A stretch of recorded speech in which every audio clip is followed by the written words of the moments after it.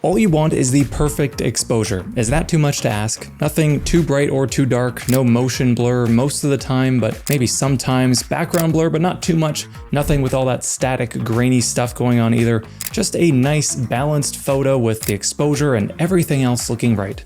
Pretty simple. But all of this stuff makes photography sound way too complicated, especially when you see exposure formulas like this that make any regular person want to throw their camera out a window and never take a photo again, but maybe that's just me. All you want is an answer to the simple question, how do you understand and capture the perfect exposure every time, easily? Well, let me show you how, and if any of this stuff feels hard to remember, I wrote a free exposure guide in the description that will help you easily apply everything from this video once you understand each of the core concepts. Firstly, exposure is just how much light reaches your sensor for how long. The longer or brighter the light, the more exposure your sensor gets, but too much exposure and you start running into troubles, kind of like my pasty skin on a summer's day. When there's too much exposure, your sensor's overwhelmed and your photo ends up becoming too bright. On the opposite end, if there's not enough exposure, it's like your camera is trying to see in the dark. So to get the perfect exposure, you have to make sure that you're balancing the time your sensor is exposed to light against the intensity of the light in your scene, which sounds super easy to do. Fortunately, we have the 3 levers we can control to help us solve this problem: shutter speed, aperture, and ISO, or ISO, say it whatever way it makes you happy. Shutter speed is like the floodgates for light entering your camera. When it opens, light is flooding into your sensor to begin exposing your photo. As you can likely imagine, the longer those floodgates are open, the more light is going to come through, which means your exposure will appear brighter the longer your shutter is open. But it will also change how motion appears in your photo during that time too. With a really fast shutter, meaning the floodgates are opening and closing super fast, only letting a small amount of light through, anything that is moving in that split second is going to be frozen.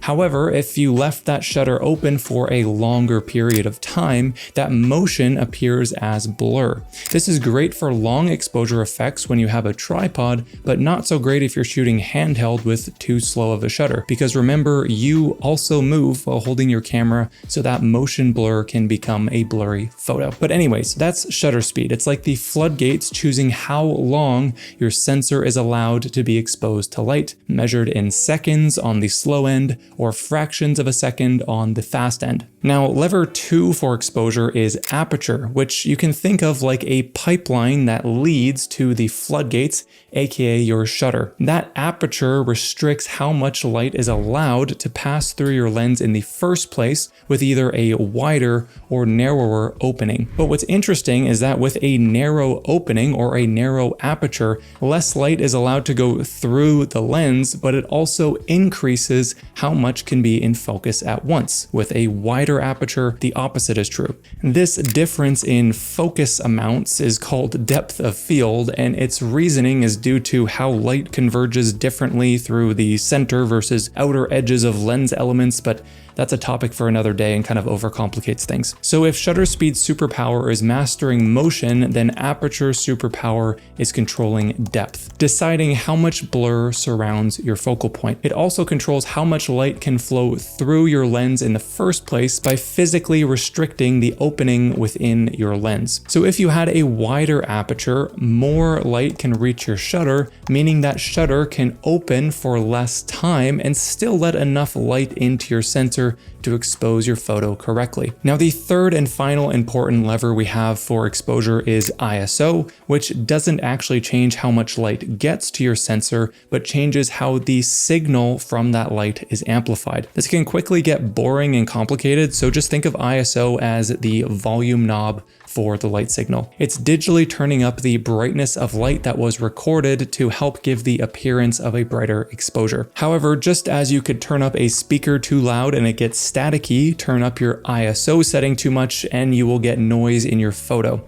Most digital cameras can push the ISO pretty far before it's that noticeable, but the results will vary per camera. Now, all 3 of these settings, shutter speed, aperture, and ISO, work together to control the exposure of a photo, restricting how much much light can reach your sensor and flow through your lens in the first place, and then electronically amplifying the light that does reach your sensor to make it appear even brighter if needed. To some degree, we all understand that full auto mode manages these settings for us, but how does your camera, or more importantly you, know how to tweak those settings depending on what you're shooting and how bright it is? Well, that's where stops come into the picture, but before you understand that, there's something more important to learn before.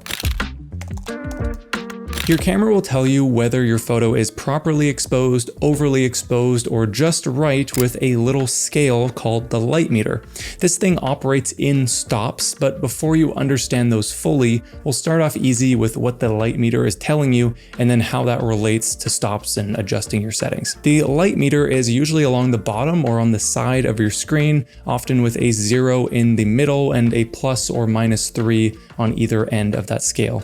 On my camera, it's just the bars here without any numbering. When your camera is in live view, meaning you can see your settings change in real time, or when you half press the shutter button, you'll see a little indicator pop up somewhere along that scale. It will change in either direction as you change your settings, but what exactly is going on here? Well, a perfectly exposed photo in your camera's eyes would be at 0, which your camera views as middle gray. If you were to ignore all of the colors in a scene and make it completely black and white, this might be a bit easier to understand, but that middle gray is just the most balanced possible exposure. On either end of the meter are little lines representing 1/3 stops all the way to a -3 and a +3 value. Obviously, plus is bright and minus is dark, so wherever the meter indicator lands is telling you how many stops bright or dark your current exposure is, so you have an idea of how to adjust your settings. However, reading this is just averaging the overall exposure in your photo and making an assumption that what you're looking at should land somewhere in that middle gray, which is 0.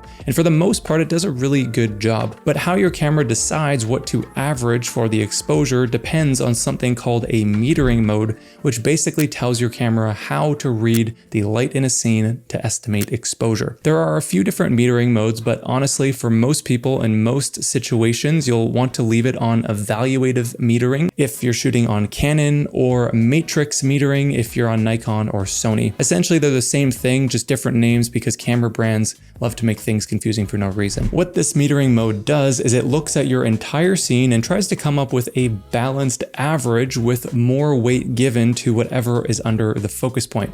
It's not perfect, but it's the most reliable for general shooting, especially when you're just starting out. Just remember that if your focus is over something really bright in your scene, your camera's auto settings will want to darken the overall photo because again, it's adding more weight to whatever is under that focus point. The opposite is true if your focus point is on something unusually dark in the scene. However, a more accurate way to judge exposure than the light meter is with something called the histogram. It's incredibly useful, but also can feel a bit overwhelming when you're still getting comfortable with the basics of exposure. So my recommendation is to start with the light meter, get comfortable reading it and making adjustments, as we'll cover in a moment, and then when you're ready, the histogram is waiting for you. I made a whole video breaking it down, and I'll link that in the description below for you to dive into later when you're ready. But back to the light meter, the important thing to understand here is that the light meter is a recommendation, not an absolute. If you look at your photo and the sky looks too bright or the foreground looks too dark, don't just blindly trust the meter sitting at 0. Use your eyes and your judgment. If it looks off, it probably is, and you can adjust your settings from there. Think of the light meter as a really good starting point to estimate proper exposure. 0 usually means you're in the right ballpark, but again, use your judgment for the final say. So the light meter helps you see where your exposure sits, but to actually change it with any precision, we now need to understand stops. And once this clicks, balancing your exposure with shutter speed, aperture, or ISO is way easier. A stop is really just a way of measuring how much you're changing the light. One stop brighter means you've doubled the amount of light reaching your sensor. One stop darker means you've halved the amount of light reaching your sensor. That's it. You're just doubling or halving light. And the cool part is that this applies to all three of our main settings: shutter speed, aperture, and ISO. You can go one stop brighter by doubling your shutter speed's time, or by opening your aperture one stop wider, or by doubling your ISO. They all double or half light in their own way, but the result on your overall exposure is exactly the same. So let's say you're shooting at a shutter speed of 1/500th of a second, an aperture of f8, and ISO 400. If I changed just the shutter speed one stop brighter, going from 1/500 to 1/250, I've doubled the time my sensor is exposed to light from my shutter being open twice as long as originally. The photo is now going to be one stop brighter. But if I also changed my ISO one stop darker, going from 400 down to ISO 200, having the amplification, I'm right back where I started. One stop brighter on the shutter, one stop darker on the ISO, they cancel each other out, and my exposure would still look exactly the same as before. The same idea would also apply to aperture as well. They all work like this, doubling or halving their value, but this is just a simple example to illustrate the point. This is the entire balancing act of exposure. You're just adding or subtracting stops of light across those three settings until the results look right, gauging what to change based on the light meter reading. But speaking of the light meter, those little tick marks between -3 and +3 are each representing a third of a stop. So if your meter is showing 2 full marks to the right of 0, your camera is saying, hey, your exposure is about 2 stops too bright. So in this case of being too bright, you could fix that by doubling your shutter speed 2 times, going from say 1/100 to 1/200 for 1 stop darker, and then 1/400 for 2 stops darker. Or you could close down your aperture 2 stops, say you're at f5.6. That means you could go to f8 for 1 stop darker, then f11 for 2 stops darker. Or as you now hopefully can see, you could also change your ISO 2 stops as well if you had room to adjust it down from its base value. You can also split these changes across a couple of settings, changing the shutter by 1 stop and then the aperture by 1 stop for a total of a 2 stop change. It doesn't matter how you get there as long as the stops add up to what you need. Now to make this easier, from my understanding, most cameras take 3 clicks to change a single stop. For example, 3 clicks of the shutter dial goes 1 stop in either direction. 3 clicks of the aperture changes 1 stop, and same for ISO. Each click is a 1/3 stop change, either brighter or darker, so that will make things a bit easier too. We've covered how shutter speed controls the duration of light and affects motion to either freeze or blur it. Aperture controls the flow of light through the lens and affects depth of field, and ISO amplifies the light signal at the cost of noise the higher your ISO setting becomes. The exposure triangle helps you to understand these settings and how they all interact. It's just a big balancing act. The light meter helps us understand how to balance everything based on what our camera sees. There's a free exposure cheat sheet in the description below that you can download if you want to more easily remember everything from this video so far the next time you're shooting. But now we're left with the big caveat to exposure. It's not just about getting the brightness right, it's also about choosing which settings matter most for what you're trying to capture and then balancing the remaining settings around it. Think of this like a budget. You have a fixed amount of light to work with and spend in any given scene. How you spend that light across your 3 settings determines both your exposure and the creative look of your photo. So the way you approach this is pretty simple. You start by asking yourself the one question of, what is the most important thing about this photo? If you're shooting action like wildlife or sports, freezing motion is probably your priority. So you'd want to set a fast shutter speed first and then adjust your aperture and ISO to balance the exposure around that most important setting. If you're shooting a portrait, maybe you want that creamy background blur, so depth of field is now the priority. So you'd open up your aperture first so you have a nice shallow depth of field, and then you balance your shutter and ISO around that once again. You're always starting with the setting that matters most to your photo and then letting the other two settings do the heavy lifting of balancing the exposure. The light meter is just there to tell you when you've found the right balance between all three of your settings. Now, you don't have to decide all these settings on your own. It really depends on your camera mode, and you should choose the right one for the right situation. So let's quickly run through the camera modes that matter most for great exposures in any situation. First, there's program mode, usually labeled as P on the dial. This is basically auto mode with a bit more flexibility. Your camera handles the shutter speed and aperture for you, but you can still adjust things like exposure compensation, which lets you shift your camera's automatic exposure choices to be either brighter or darker. If you're just starting out and the idea of managing all three settings feels like a lot, program mode is a totally reasonable place to begin. Then there's aperture priority, which is usually A or AV depending on your camera brand. In this mode, you set the aperture and your camera automatically adjusts the shutter speed and ISO to balance the exposure. This is great for situations where depth of field is your main concern, like portraits or macro photos, and you want the camera to sort out the rest. Similarly, shutter priority, which is S or TV on the dial, here you set the shutter speed and the camera handles the aperture and ISO. This is the one that you'll want to choose when motion is the priority, like shooting sports, wildlife, anything that is moving. Likewise, you'd want to use this if you want to blur something in the image. Just remember, you may need an ND filter if you want to really brighten up your photo when it's still bright in the day. Now, lastly, there's of course manual, which is M. You control everything, shutter speed, aperture, and ISO. It's all on you. The light meter is there to guide you still, but your camera isn't going to step in and adjust anything else for you. For most people in most situations, I'd honestly recommend just using aperture priority or shutter priority. You get to choose the settings that matter most to your photo while your camera kind of just figures out the rest. They're both a nice sweet spot between creative control and convenience while still giving you great exposures. But with that said, here's something worth knowing about when balancing exposures in those semi-automatic modes. Your camera is constantly trying to get that light meter as close to zero as possible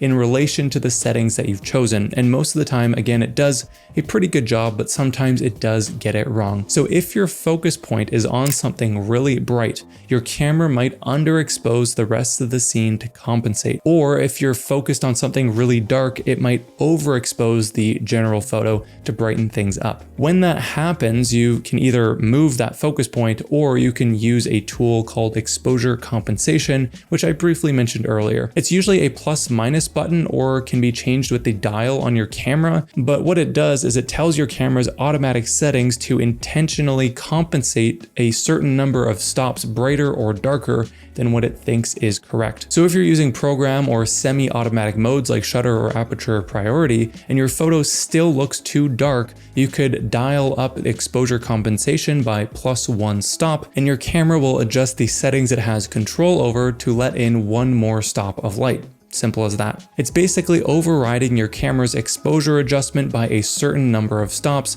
without having to switch to full manual. Now, I know that's a lot to keep in your head, especially when you're out in the field and trying to think on your feet. So I put together a free exposure and stops cheat sheet that breaks down all of this stuff at a glance. It shows you stops and how they translate across your settings, and a quick reference for which settings to prioritize in different situations for the perfect exposure. It's totally free and you can download it to your phone. Again, it's in the description below if you want to grab your copy. So to bring this all together, exposure is just how much light reaches your sensor for how long. You control that with three settings: shutter speed for duration, aperture for the flow of light through the lens, and ISO for the amplification of the light that hits your sensor. Each one changes the light by measurable stops, which you can double or half to make the photo brighter or darker. The light meter shows you where your exposure sits relative to what your camera considers balanced, and you can use that as your guide to dial things in with your settings. But the real key is starting with the setting that matters most to what you're shooting, such as capturing fast motion or having a shallow depth of field, and then balancing your other settings around it. Whether you're using aperture priority, shutter priority, full manual, program mode, The process is basically the exact same. You're just changing how much your camera is going to decide things for you. Again, if you want a quick reference for all of this stuff, grab the exposure and stops cheat sheet in the description below. And if you want to take the next step with understanding the histogram for more accurate exposure readings, I'll leave a video for that in the description as well. But the one big caveat to all this is with low light photography, where the rules change just a little bit of how you choose your settings. I break down a simple formula that you can copy for your low light shooting in this video that you can click to watch next. I hope to see you there.